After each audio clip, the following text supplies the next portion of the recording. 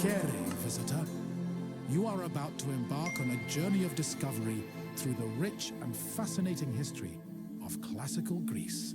You'll become fully immersed in the painstakingly detailed world built for Assassin's Creed Odyssey, which you are free to explore at your own pace, without any danger or time pressure.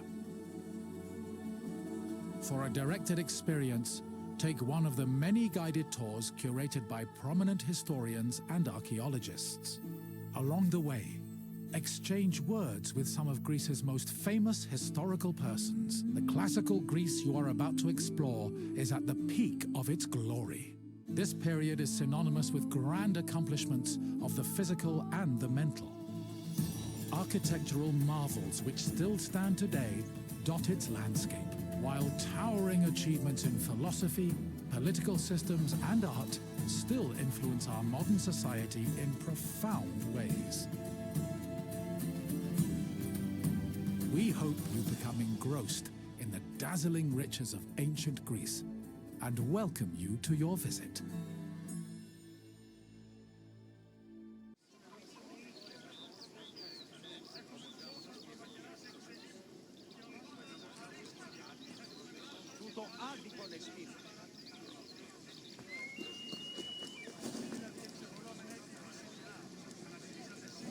Here, visitor, and welcome to this sacred site.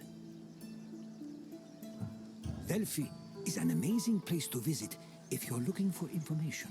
I've come here on several occasions in search of answers to some particularly puzzling questions, and sometimes I even found them.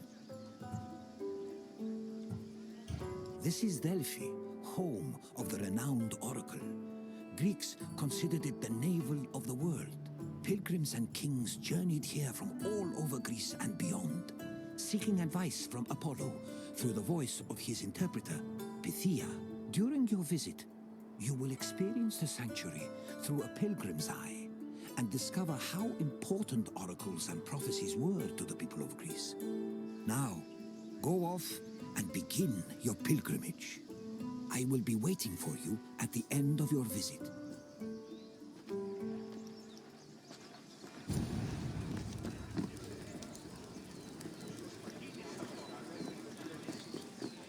On their journey to the Temple of Apollo, pilgrims walked this sacred path up Mount Parnassos.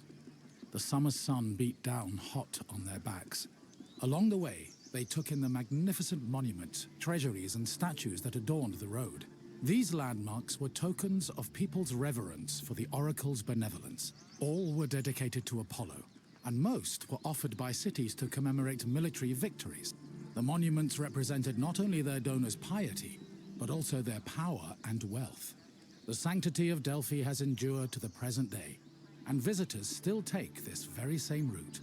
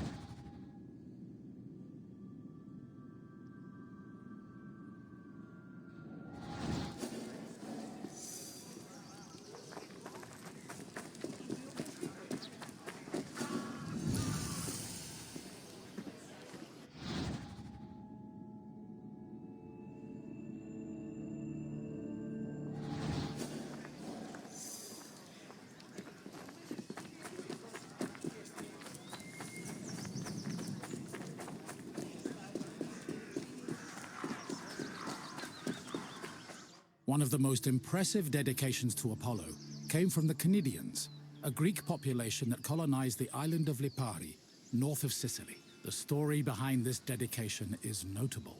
The Cnidians were at war with the Etruscans in the Tyrrhenian Sea.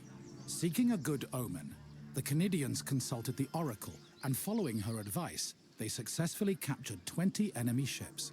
To thank Apollo, they offered the god the same number of statues as ships seized.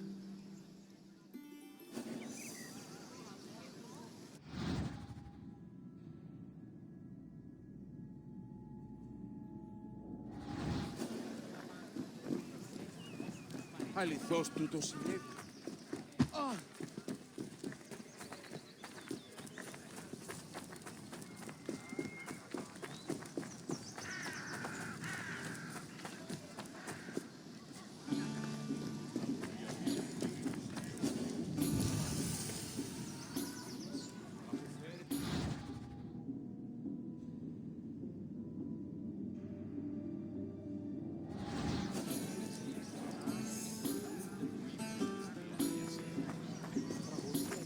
Next to the Naxian Sphinx stood a simple structure to display offerings from the Athenians, most of which were spoils of war.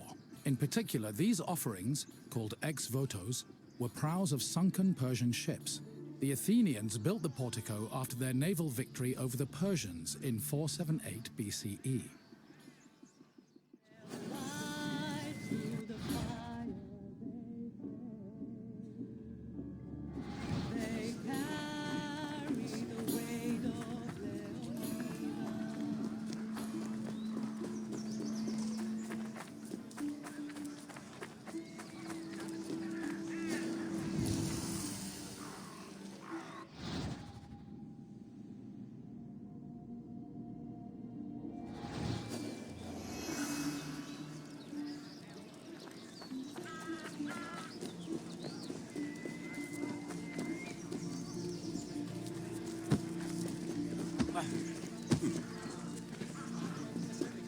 Once arriving before the temple, pilgrims wishing to consult the oracle had to first pay a tax. This tax gave them the initial right to approach the altar of Apollo and make an animal sacrifice to the god.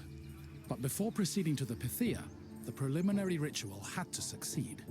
If the animal reacted favorably and showed signs of acceptance to the god, it was sacrificed, and the pilgrim would be allowed to enter the temple to question the Pythia.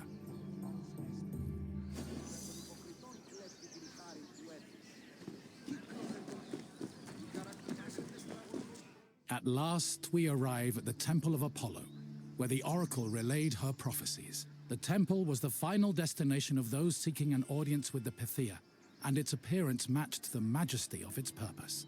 Atop its imposing columns, the structure's pediments displayed famous mythological scenes, sculpted by the renowned Greek artist Antenor.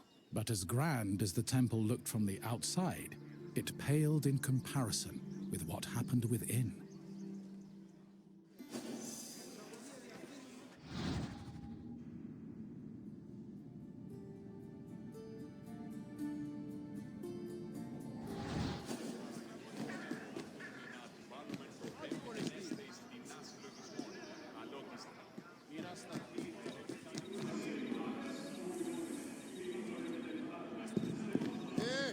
Prophecies were given in the most restricted part of the temple, the adyton, by a chaste woman known as the Pythia.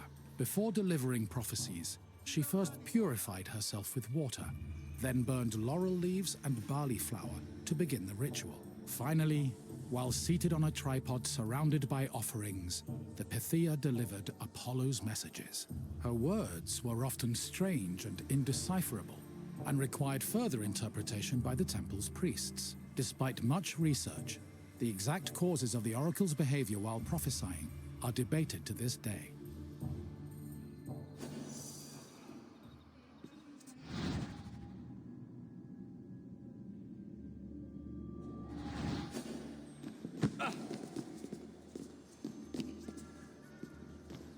Myths say that while searching for an oracle who could impart their words to mortals, Apollo established a sanctuary on Mount Parnassos.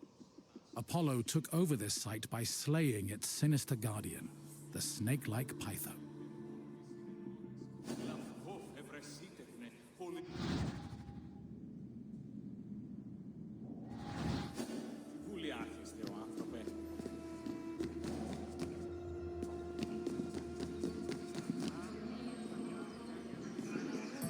Your visit is complete. I hope you now understand how important this sanctuary was, and how it affected the lives of people both in the Greek world and beyond its borders. To be honest, I could speak about Delphi all day, but what would you like to do now?